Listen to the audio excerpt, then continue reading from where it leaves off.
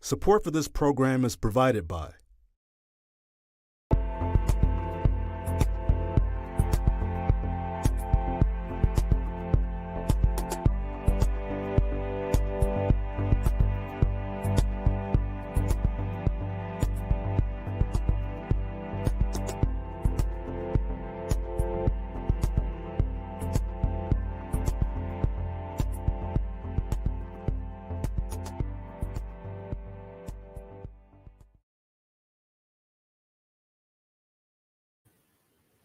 Hello, everyone. I'm Will Glover. I'm your host. Thanks for joining us for this edition of the Future of Work Town Hall. Today, we'll be talking about design, the education, the jobs, the economic impact, and more.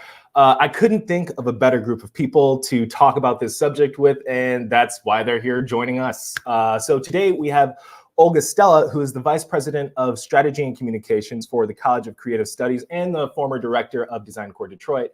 We also have Jocelyn Chen, who's the founder and executive director of DESIGNCONNECT, and one of the footwear industry's most prominent designers, Dr. Dwayne Edwards, who's also the president and founder of Penn College of Business and Design. Everyone, thank you so much for taking the time to talk to me today.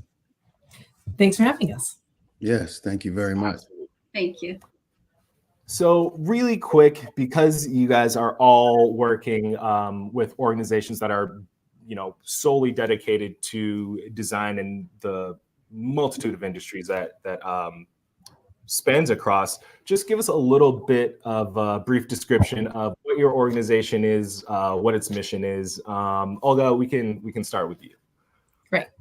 So I'm with the College for Creative Studies in Detroit, Michigan, and the CCS is a private art and design school here in the city of Detroit for over 110 years. And we do a wide variety of art and design education in all of the disciplines.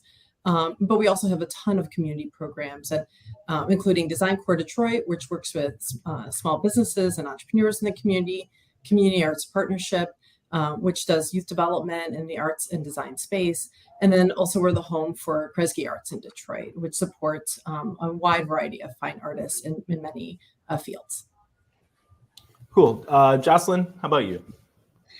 I started DESIGNCONNECT about 4 years ago in 2018, and our mission is to work with Detroit students who are artistically inclined and provide them with pathways getting into the creative design industry. So our vision is a more diverse workforce in the creative design industry.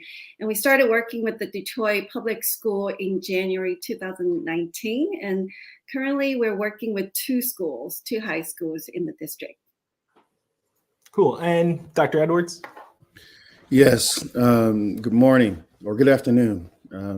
So Penn started about 12 years ago in Portland, Oregon, as really a professional development academy to really develop not only the talent, but also the person to get them into corporate jobs as it pertains to design, really around footwear design, apparel design, functional apparel, color materials, 3D.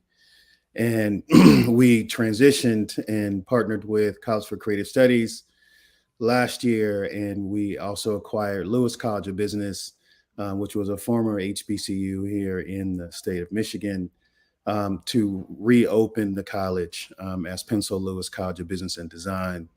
Our goal is to take a lot of what we've done on the corporate side for over a decade and bringing that industry to Detroit and doing it through the lens of a historically Black college, but also really trying to connect and uplift the design community here in Detroit by bringing industries to the city with the idea of these talented individuals that exist here, giving them options of what they can do to pursue a career in design. Right. So we're here to kind of talk about how design can help Southeast Michigan, the city of Detroit, become more competitive overall, get to that coveted top 10 state level. But to start, I kind of want to set the boundaries. So Olga, we'll start with you, and I'll send this question your way. If you could give us just an example of what I guess a simple form of design when we talk about it is, and what maybe the epitome or an emerging market of design or a high level of design is, so we can have kind of some guide rails to think about the breadth of things we're talking about. Sure. I think people often get very confused around the term design. We use it as a verb, we use it as a noun, and the reality is we like to think about and talk about it as creative problem solving, because it's in every space. So whether it's physical places, products that we're using, technology, systems and services. And so it's really about how you organize different elements in each of those fields, whether it's place, product, service systems, the user experiences, and to develop things as diverse as the interior design of a room, a public park, the phone that we hold in our hands, the clothes that we wear, the functional objects that we use in our homes, to the the way that we file our taxes is probably like the worst example of design, because it's probably not one that works very well. But you can use public transportation as an example. All of those are examples of design, and I think most people in our region don't realize that Detroit. While we can't always see design in the same way that we might see it in cities like New York or LA or London. Design is very much present here, where we have the highest concentration of commercial industrial designers in the country. It is very much part of every industry in the region and in the state. And there's a long history here, over 100 years, of design history. That is something that we need to continue to uplift and help people understand and feel connected to. And it's one of the reasons why Detroit is the only city in the United States that was designated by UNESCO as a city of design. So there's a lot here, but the problem is that it's often feels pretty invisible. And so it's hard for people to understand how to connect to it. Right. And before we move on, because I just want to again, set some guidelines or guide rails for design. Could you give us an example of something that is designed well and something that is designed poorly that we might interact with on our day-to-day lives? Sure. So I like to use examples of inclusive design. And so one example is the sidewalk ramps. Those are designed really well because they're designed for everyone, and originally they were designed for people in wheelchairs. But if you're a parent with a stroller, or you're a delivery man with a push cart, it creates benefit in all of our lives in navigating public space.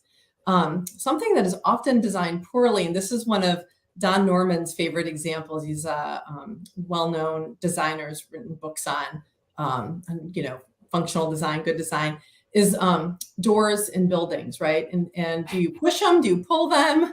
How do I use the door, right? If you can't figure out intuitively how to use something, it's probably not designed well.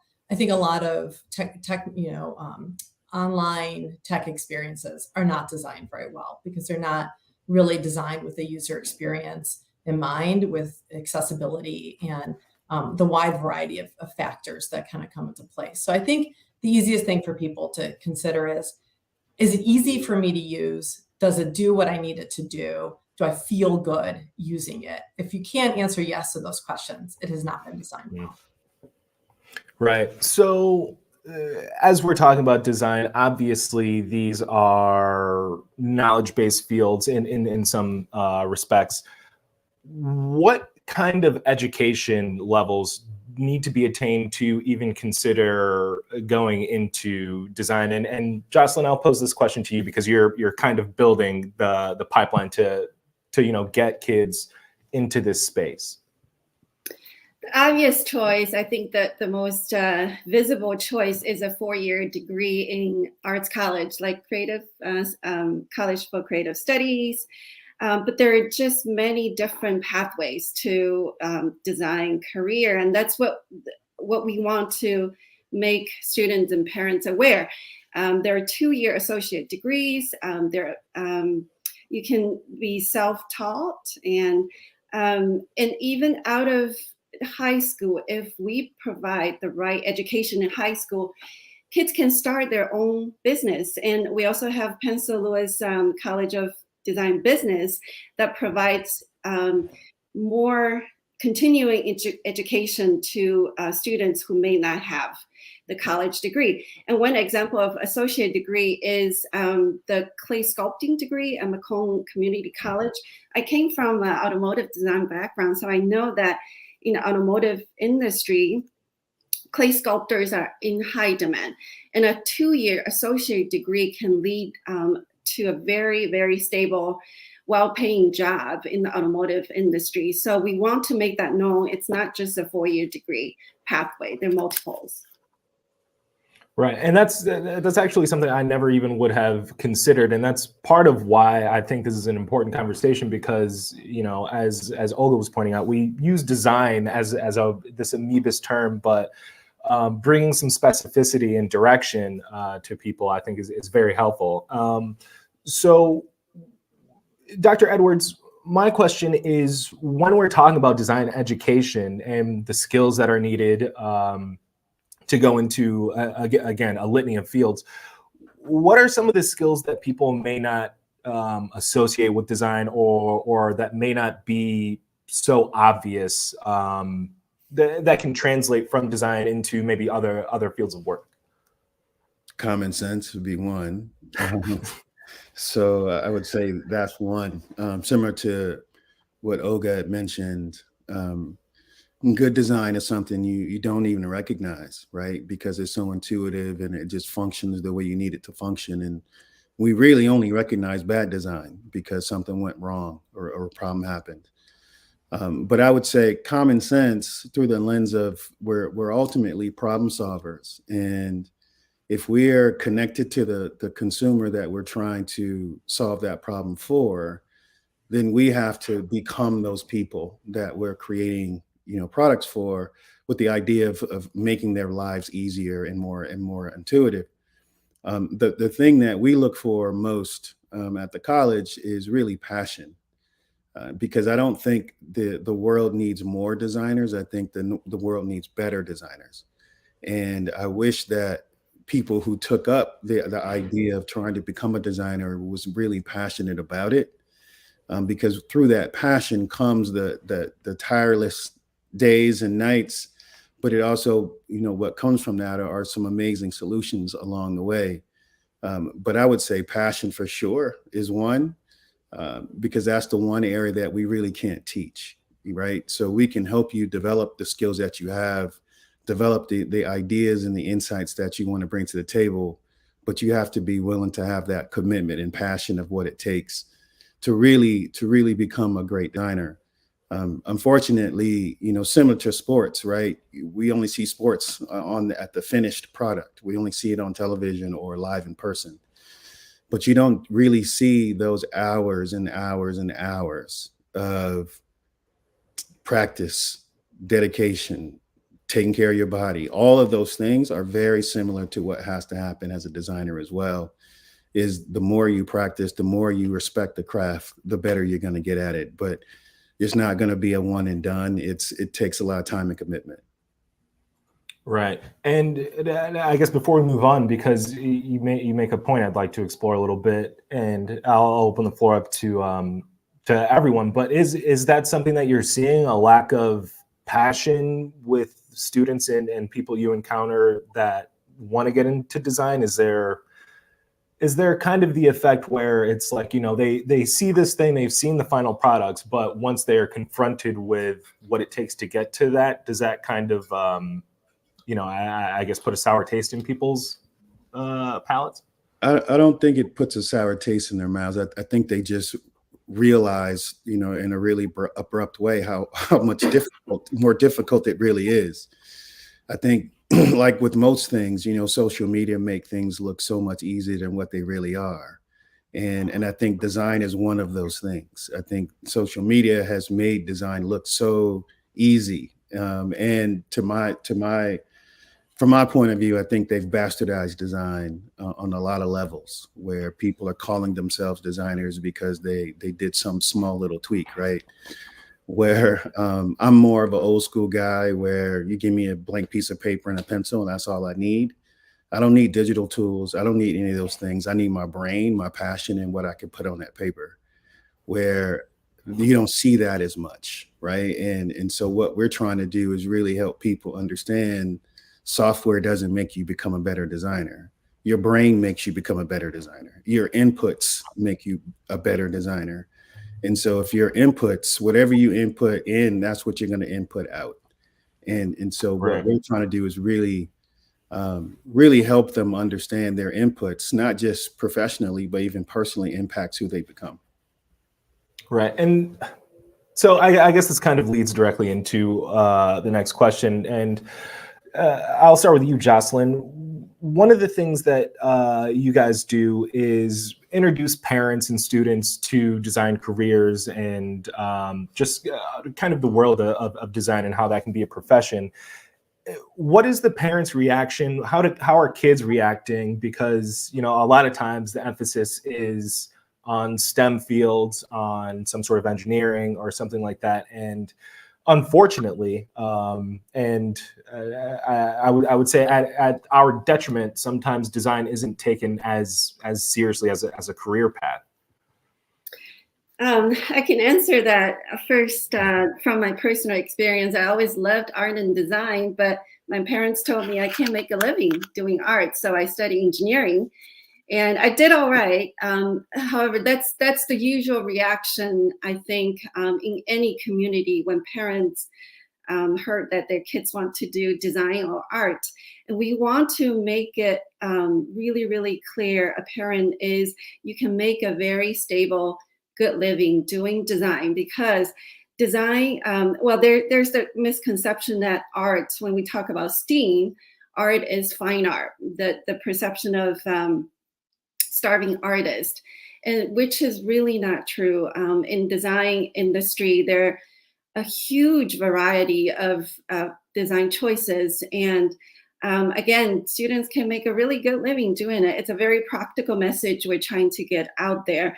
Design is a very integrated job. It's when corporations, foundations talk about STEM and schools talk about STEM, and leaving out A, which is art, but it's also applied art, which is design. Design, again, is integrated into all those disciplines. And how can schools and companies pay emphasis on science, engineering, and not pay attention to art or design, while designers in the development stream, designers work alongside of engineers and manufacturers and marketers all day long trying to reach a solution for a product. So it just doesn't make sense to me that that applied art or design or not doesn't make sense to me. It pains me that it's not well understood. I think we need to not only educate parents and students about careers in design, but also that A is integrated A. It's not a just painting, sculpting, more of a self-expressive art. It's team art. It's designers working alongside with engineers, again, marketers, and all types of disciplines in the business. Yeah, I have to say I love the phrase team art. I think it opens up a lot more room for what you're explaining and what design actually is. Olga, what would it look like if there was more emphasis, more investment, more focus on this particular area?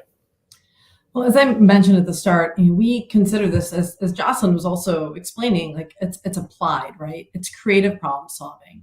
And if we had more of an emphasis in middle school and high school throughout the state of Michigan, I think we'd just have a more competitive economy. We'd have more people, more young people ready to enter the workforce, regardless of what they're doing, really understanding some of these design concepts I think many of the viewers are familiar with the concepts of design thinking and, the way that that's really changed the business world.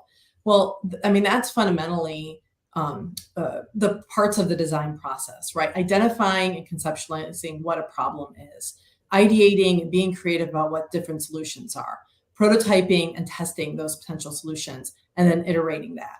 Like, what company, what business doesn't need people, young people who can do those things, regardless of whether or not they have the technical skills that are absolutely essential to be a professional designer. But all of us need more creative problem solvers in the workforce. So I think we'd be far more competitive as a state. And then I think, building on the things that Dwayne and Jocelyn have talked about, the products, the services, the technology of the future, it needs to work for all of us, regardless of our race, age, other demographic characteristics, whether or not we speak English. And the only way that we're going to translate that kind of technology into usable products and services for all of us is if we have the designers who are working on those things who look like the rest of the world, who look like the consumers. And I think that is a place where Detroit could really have a unique opportunity. Right. And you kind of answered the next question I was going to ask, which was what industries and what fields employ the most designers. But it sounds like from what all of you guys are saying, there isn't a field that doesn't need them and where designers, artists aren't present. So with that said, I'm sorry, go ahead. No, I mean, based on research we did when Detroit was designated UNESCO City of Design, we did a big economic study. And one of the things that we found was that while only 1% of the industries and 5% of the workforce in 2018 were classified as design, when you draw the connection to all the other businesses, all the other industries, that small but mighty group of creative problem solvers were powering over 20% of the rest of our regional economy. So the impact of designers and these kinds of creative problem solvers is far, far greater than their volume. To Dwayne's point, we don't need thousands, but we need to make sure that we don't lose this strength as a region, as a state, because that is ultimately what has powered Michigan's success over the last 100 years. Right. So, Dr. Edwards, I'll ask you this. Are there some design fields that are taken more seriously than others? And what does that type of thinking cost us as communities, as economies, as states as a whole? That's an interesting question, because design is so segmented where as a product designer, I'll say, yeah, product design is, right? But if you were to ask a graphic designer, they would say graphic design is. Or if you were to ask, a fashion designer, they would say fashion design is. I don't think one is more special than the other. I think that's the beauty of it, though. The beauty of it is that it exists in so many different areas, as Olga has stated, that I couldn't tell you one is more important than the other because it all of it makes the whole world move and go around. But I would say really the parts that get probably the most attention is the fashion side, maybe the automotive side. I would say the sneaker side. Those are the areas that get the most attention, meaning when you turn on television and you're watching commercials, you see the majority of those commercials that feature those things. The unfortunate part, though, is the kids or the parents don't know that those are jobs. And I think the industries need to do a better job of explaining beyond just buying a product. Here's an opportunity to work at an organization doing the jobs who created this product. That's really the big disconnect right now is the disconnection between kids purchasing products and services, not understanding that they actually can be employed creating those products and services. And that's the work that we're all trying to accomplish in this process, is create more awareness for what design really is, because it's in everybody's everyday life. Every second that their eyes are open, they're seeing something or experiencing something that someone had a hand in creating. Right. Jocelyn, I want to ask you, when you're talking with parents and students, what are they surprised by when they're learning about the design industry? Because I think that is, kind of a very important step in what Dr. Edwards is talking about, is the knowledge and understanding that, oh, I'm not just looking at art or a product or a graphic. I'm looking at someone's job. Is that translated? Do people really understand that as they're, considering these fields for their kids, for themselves? There, as I mentioned, there's a huge variety of jobs under the big design industry umbrella, and some jobs are more obvious, like interior designer, graphic designer. But there are other jobs. Again, I refer to the automotive design industry, and automotive design studios hire a variety of people with design or artistic background. I mentioned clay sculptor, which is very it's basically a little known fact that automotive industries have been employing clay sculptors for decades, and that job market is not going to go away. And that is something that's not well known, and we want to go out and tell parents about. Again, there are more obvious jobs, but there's so many viable jobs that are hidden from the eyes. And so the best thing to do that is to bring students and parents into those fields, and that's why we organize field trips to automotive companies and graphic design companies. And also, it's not well known that graphic design touches so many different aspects of our lives. And we see packaging, we see books. Obviously, those are graphic design, but there's also visual messaging in the environment that we don't usually pay attention to. And those are the products, the creativity of graphic designers. And when you don't even realize that it's design, it may be the epitome of design.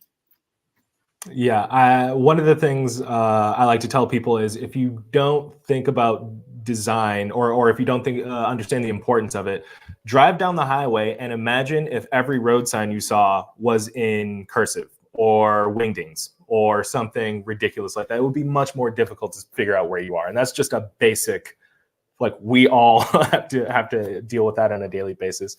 But as you guys have all said, there are some fields that get more attention than others. And I have to say I'm a little guilty of that too, because we're about to watch a segment from two women who decided that they were going to have their cake and eat it too by creating a very successful fashion brand called Deviate that's working out of Highland Park, Michigan. They're on the second floor of a Boys and Girls Club. And instead of moving to New York or Los Angeles or a fashion hub, so to speak, they decided to do it here. So here is Cassidy and Kelsey from Deviate.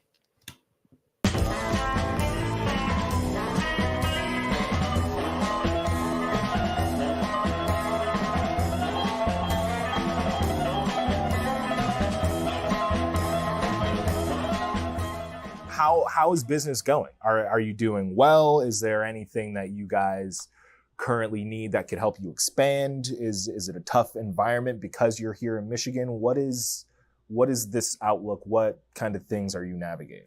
I think being based in Detroit, Michigan is our greatest strength and our greatest weakness at the same time.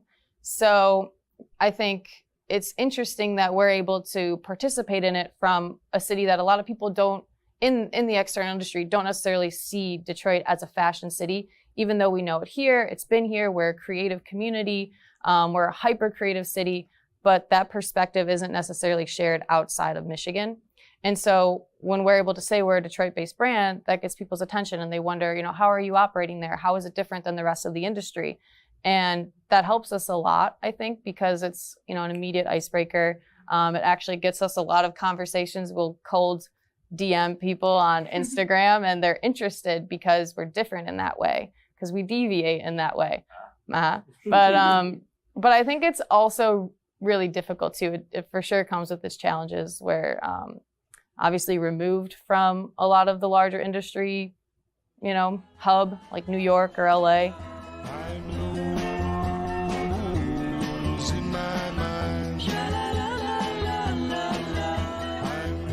What about New York, Los Angeles makes these places able to be a fashion hub that we don't have here? I think that just the way that the mindset is of like you leave Detroit and you go to New York to like build your business. Like that's kind of what people think already is like, oh, I can like get educated here or I'll go to school in New York, but I'm going to stay there after and like build my network there and then one day come back and have a family here. But if we had the resources and all these things that we've been talking about in this conversation and like there are so many people, creatives who are entrepreneurs, like they're like, grinding and like living off of like not enough money, to live their dream. But it's like without those resources and stuff here, like we can all keep working towards these things, but it's like without the glue to like connect everyone, the resources, the pipeline, then it's like people are going to leave and they're going to go think that they need to do that in New York and then come back here eventually. Whereas if we had that infrastructure, they could do it here and stay here. Yeah, I think New York has a lot of people. It's the simplest way I can put it. Not just a lot of people, though, a lot of people in fashion who have found a way to make it their career. And I think with fashion developing in Detroit, it's harder to make fashion your long-term career because it's new. Whereas there are people in New York who have done it for hundreds of years. And so I think what's interesting about New York or LA or these, traditional fashion cities is they have a strong network there. And business is just all about relationships and genuine relationships. And we never want to do anything transactional. That's a big part of the way we run our business. Everything, should be about building real relationships with real people. If we jive, we jive. That's great. Let's do something cool together. And it's, I think, easier in New York to find and uncover those opportunities with people that you jive with.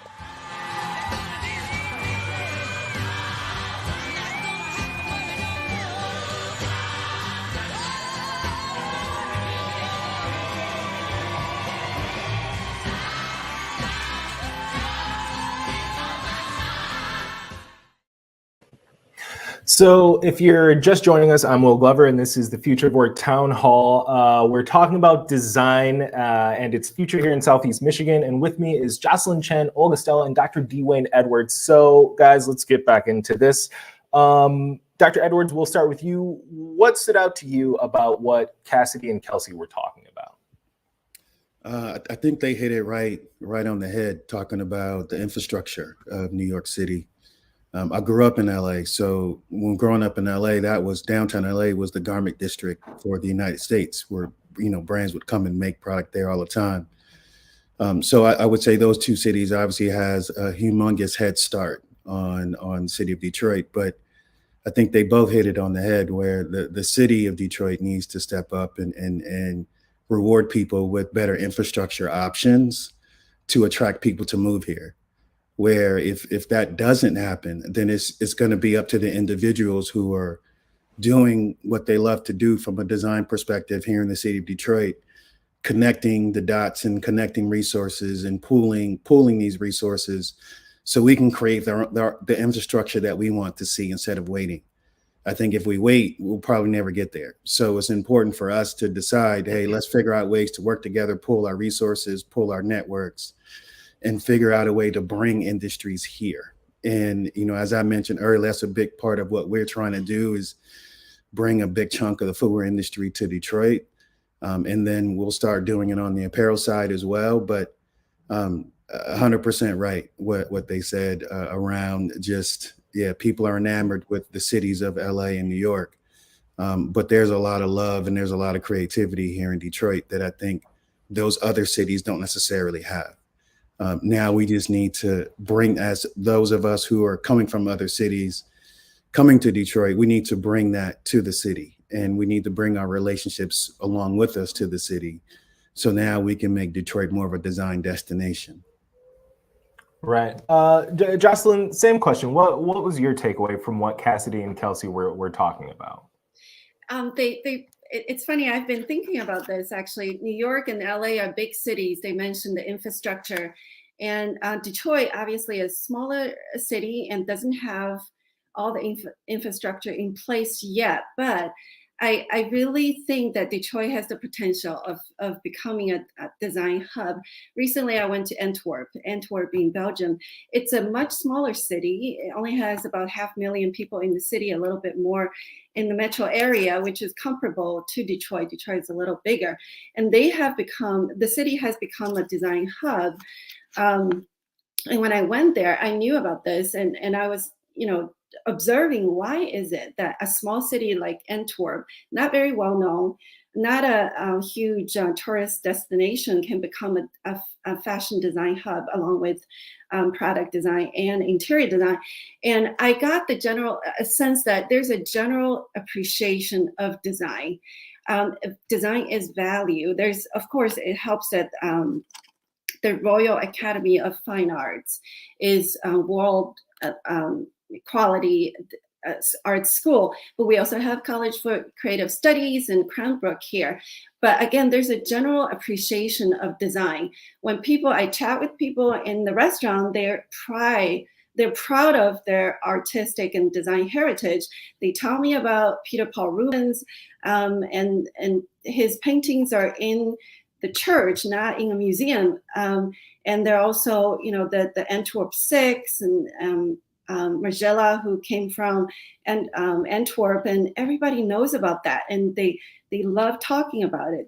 They're proud of it, and I really believe in investing in education about design, not just educating our young people, next generation of designers, but also educating the general public, the leaders, business leaders, government leaders, so that design is better understood, better valued, and better leveraged. And with that type of investment in education, I really think that Detroit, even though it's smaller, it doesn't have the head start as New York and LA, can become a design hub.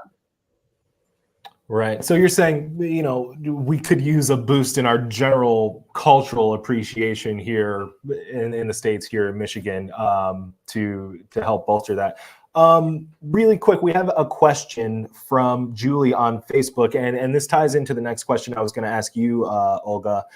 So Julie says, comparing Detroit to other cities and recognizing the stats shared in the intros, like the UNESCO designation, why is Detroit lesser known in the field? Is it a branding issue? Is it Detroit's reputation in other industries that are overshadowing design? And I'm assuming Julie's talking about the fact that we have always been known for cars and Motown. So, Olga, what are your thoughts on that? Yeah, I think those are very much part of it. I think, building on what Jocelyn was saying about really having more decision makers understand design, I think part of the challenge is that the word design itself is problematic and makes it hard for people to feel like it's for them, whether they're highly educated or people who are trying to figure out their day to day. It just is it can feel like it's something, too special, you have to be so artistic. It's only in a museum or it's only in a gallery. And I think the point that we've been making through this entire conversation is that it is something that is all around us, and trying to help people understand that, whether they're the decision makers who, are trying to make decisions about the economy or public education or quality of life, really understand that they're getting all these extra benefits from the creative people who are working in these places. It's just been a very challenging, thing to do. And so it is why, at the College for Creative Studies for over 12 years now, we've had an organization called Design Corps Detroit. And this has very much been the mission of Design Corps, is to host an annual festival every September. It's now a full month long, called Detroit Month of Design. This year, there'll be almost 90 events all throughout the city. that really will help people interact and experience design and interact with some brands, but also interact with the amazing grassroots things that are happening in this space. DesignCorps has developed a series of guides that helps decision makers understand the value of design. The two that are in play right now are the ones for neighborhood business and for real estate. We're hoping to do one on product design next year. And so this, again, really in layman's terms, really breaks down why design matters and what that value is. And I think we just have to keep having conversations like this and showing people that really the decision makers and getting design into the narrative, more intentionally. And I think that will really help people see design. But I don't think what we should be aspiring to be is something that we're not. Like, we're not going to be some big glossy, perfect place. That's not actually what makes this city or this region interesting. It's the people who are here, the kind of maker. I mean, this city, this region, our industries, they come from the place of craft, and then that craft has been augmented through technology and through design. But ultimately, it's about working with our hands, about problem solving, about trying to create solutions that work for everyone. And that is, I think, what is special. That is something that is different than the other places. I think there's a lot of innovation that's already happening here. We already have entrepreneurs here. What we need is more decision makers who understand the economic value of design, and then are willing to take chances in places outside of their comfort zone. They're not automotive, that are not traditional manufacturing. And I think once we have that support for the work that's already happening here, there's really nothing that we can't accomplish.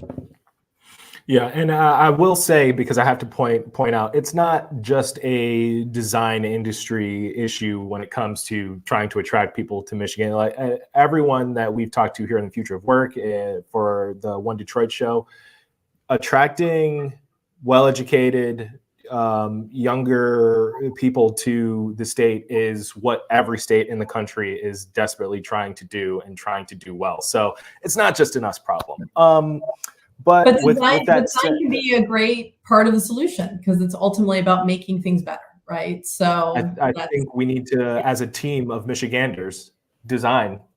Right. Yeah, you see, the design team. I love that. I just love the phrase. So I was going to again ask about us, the support systems and things like that. But we've talked about the infrastructure for design. We've talked about the importance in the education pipeline. So let's move on to how important diversity, equity, and inclusion is to design, and what that gives to an industry and what that takes away from an industry when it's not there. Dr. Edwards, let's start with you. How important is DEI in the design space? It's important in every space. It's not just a design. It shouldn't be limited to just design. I'm a big proponent of diversity equals innovation, right? Where if you have a room of 10 people that are all from the same background and same geography, and you give them a project, and you give the second room of 10 different people from different backgrounds the same exact project, there's a higher probability you're going to come out from that second room with way more options than in the first room. And that's just a diversity of thought, because you have to look at the way that people don't always grow up in the same backgrounds. They could be the same color and the same age, but if you spread them out across America, they're going to deliver different experiences, right? And so I think the diversity of design is not just a diversity of design, but it's the diversity of industries. Now, since we're talking specific design, then now that becomes something more tangible that you can see. Like the example I gave, you could physically see the end result of that diverse room of people and thinkers. I believe Olga spoke on it earlier.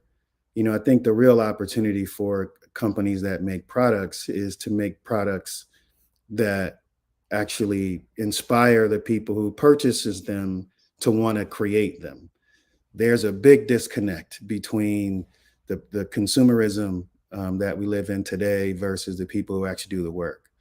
And that's the part that we're really trying to bring to the light, is that if you're a company of any kind, and I'll specifically say African Americans, if African Americans is a double or triple digit, a double digit consumer for your products, I think you have an obligation to tell them the rest of the story. Don't just tell them, hey, this is going to be great. It can make you run, jump, dunk, sing better, whatever the case may be. Those are all fairy tales and dreams, where I think those companies need to deliver the rest of the message of the fact that, yes, you can be behind the scenes working on these products, creating these products and birthing these products and having a future in this industry beyond just being consumers of these industries. So diversity to me is the beginning of the conversation and the end of the conversation for all forms of business, just because it breeds innovation. And the more that we don't have diverse leadership, city governments, major corporations, when we don't have that diverse thinking and that leadership, then nothing changes. It stays the same. And I think that's what you're seeing now, is having these conversations around diversity is because nothing has changed at the top. The diversity, the people who are making the decisions, they're not very diverse. So therefore we keep having the conversation. And so I would close with just Melody Hobson. She mentioned one time, is why is it that diversity is the only thing that corporations try to do? That's a very good question. Jocelyn, you guys are doing work in this space because you're creating a pipeline to introduce people to these fields. Where does Design Connect interlock with the mission of diversity, equity, and inclusion? And let's try and make it quick, because we have a lot of questions popping up from viewers. So I want to get to that, but I do want to give you a chance to talk about this. We work right now exclusively in the Detroit community. As I mentioned earlier, I really believe in education and investing in education of the community for the community, so that the community can build out from within. If we want Detroit to be a design hub, then we need to, again, invest in the community and in the next generation of designers. And it's a ripple effect, or cycle. If these kids we're working right now can be successful in the design industry, they become role models for the next generations.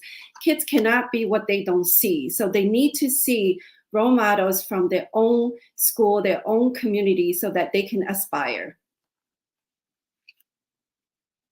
So let's get to some of these questions, because there are some good ones, and hopefully we'll have time to get to a couple of them. So from YouTube, can Michigan benefit from a virtual production pipeline in filmmaking, video game making, construction, and architecture? I think that's a very good question, because obviously with the pandemic, we have seen the way we communicate, the way we work, the way we interact with each other change to a more digital realm. We're doing it as we speak right here, right now.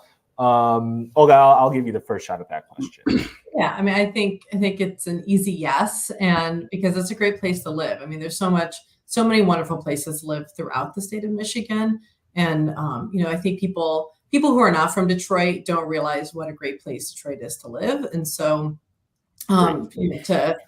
So absolutely. Okay. Any Jocelyn, what are your thoughts about that when it comes to building pipelines, especially in digital spaces like filmmaking, video game making? Obviously, we have 3D design and all that kind of stuff. Is there a way that we can use that to our advantage here in Southeast Michigan? Absolutely. We actually did a survey with our kids. I keep saying kids, I should say youth, our high school students, and their top preference interest is entertainment art, which includes gaming design, animation, concept design, etc. And so what we are doing is to meet their needs. We're actually introducing them to digital design early on.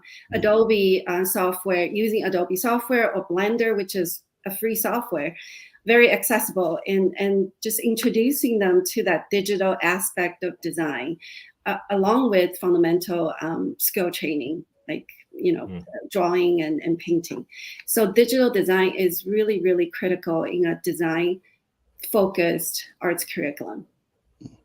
Right. So another question we have from Peter on Facebook: how can we educate people in power about the importance of design? And that is, I think, also a good question, because a lot of times across all industries, people can feel a little powerless when they see, hey, we need to be investing more in transportation or in design or higher education.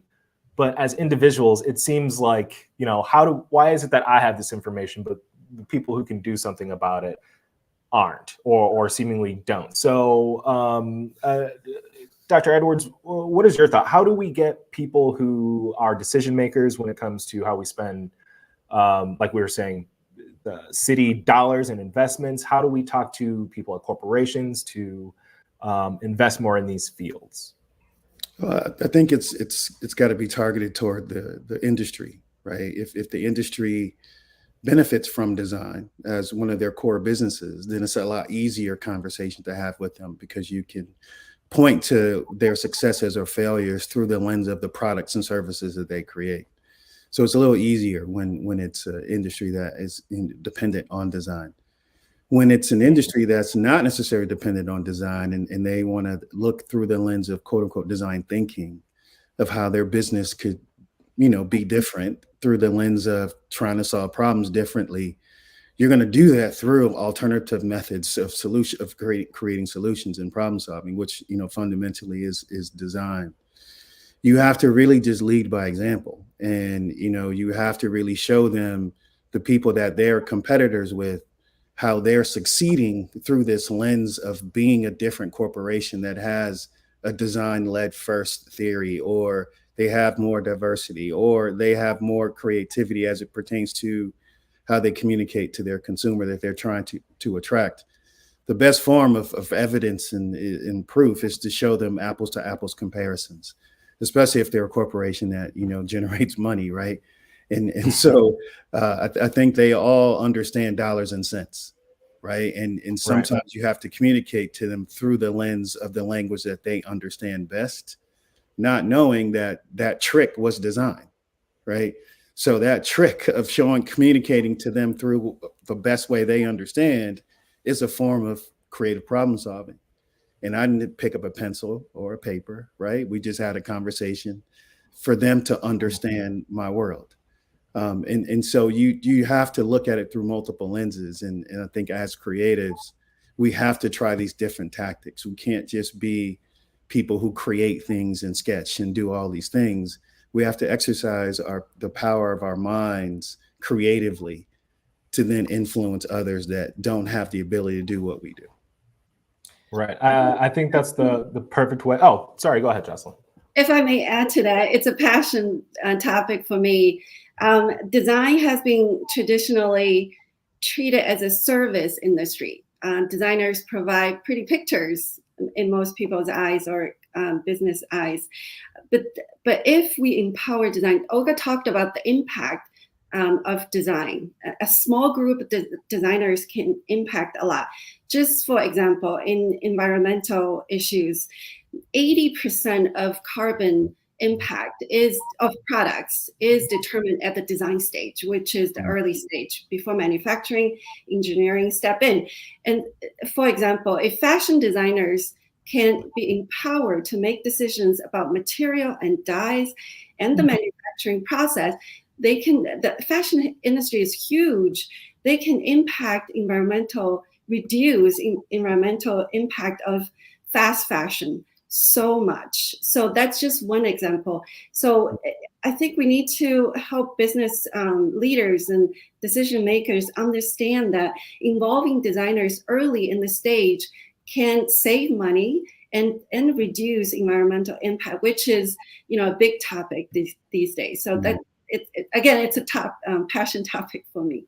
Well, and I would just build on that from a political perspective. When you think about governmental leadership, those kinds of decision makers who are setting policy, I think using a similar mindset that Dwayne was talking about is, what do they care about? They care about jobs in the economy. They care about a rising population, right? Good quality of life.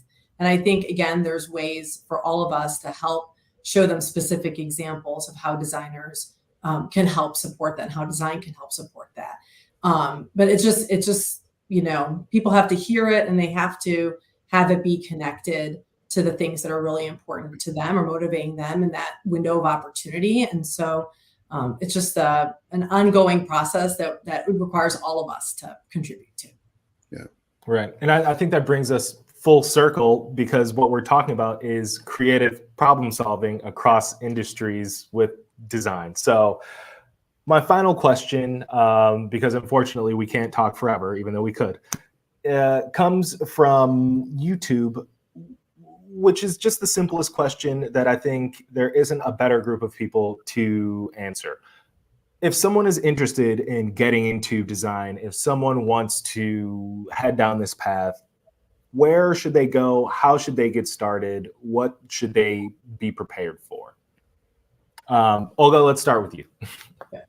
So, I will say, if you want to start to get engaged in the local design community, Design Core Detroit is really the center of that, the networking, kind of community education, and entrepreneurial support for that. And you can go to designcore.org, sign up for the newsletter. There's monthly networking events. The schedule for the festival will be live in September. There's something for everyone in it. You don't have to be a designer to get involved.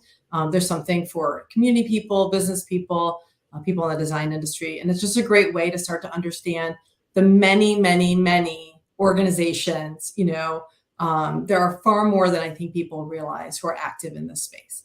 And then the second place, of course, I would say is come to the College for Creative Studies website. It's summer now, so things are a little quiet on campus outside of our really intense pre-college and summer camp programs for students. But we'll start up again with a pretty active event schedule, and those are open to the public, and really, I think, a great way to start to meet some of the leading minds in art and design in our region, here on campus. Dr. Edwards, same question. Where would you direct someone to go if you wanted them, or if they're interested in getting into design? And also maybe if you want them to maintain that level of passion you were talking about earlier.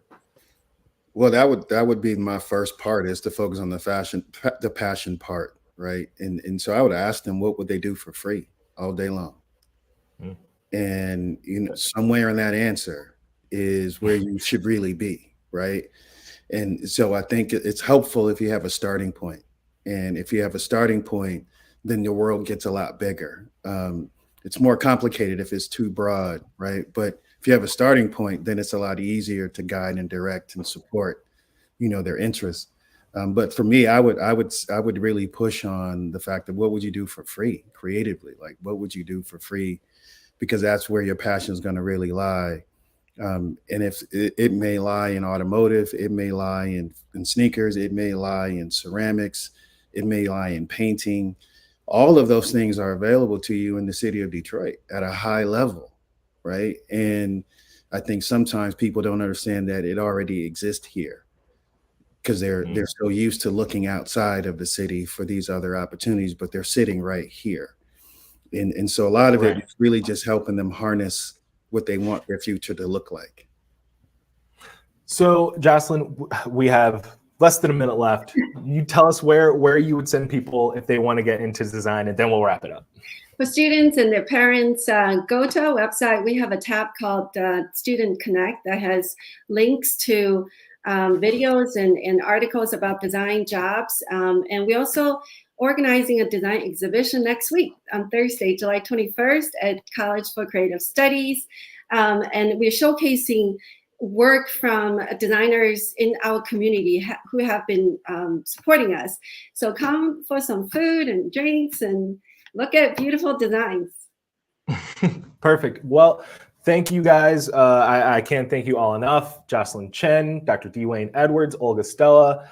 This has been The Future of Work, where we try and figure out how to make Michigan a top 10 state. And we'll see you all next time in the future.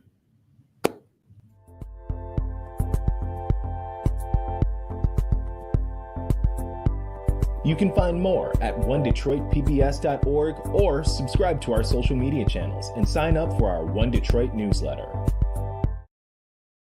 Support for this program is provided by